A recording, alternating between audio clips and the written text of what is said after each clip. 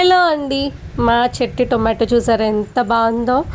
మన గార్డెన్లో మనం పండించుకుని తింటే ఎంత హ్యాపీగా ఉంటుందో కదా. నేనైతే ఈ పౌడర్ కలుపుకొని మిల్క్ తాగేసాను. నేను మార్నింగే రాగి జావ తాగుతాను, తర్వాత ఈ మిల్క్ అనమాట.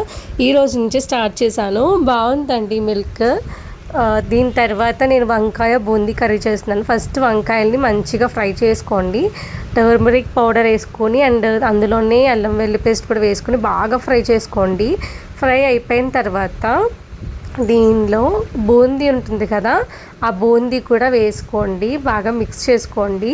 దాని తర్వాత సాల్ట్, కారం చూసుకుని వేసుకోండి, ఎందుకంటే ఆల్రెడీ బూందీలో కొంచెం కారం ఉంటుంది కాబట్టి. సో ఇవన్నీ వేసుకున్న తర్వాత లాస్ట్లో గరం మసాలా కూడా యాడ్ చేసుకోండి.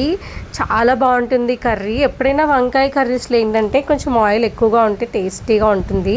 వంకాయకి చాలా టేస్ట్ వచ్చిందండి. వంకాయ బూందీ నేను ఎప్పుడు బాగా చేస్తాను కర్రీ, నా ఫేవరెట్ ఇది.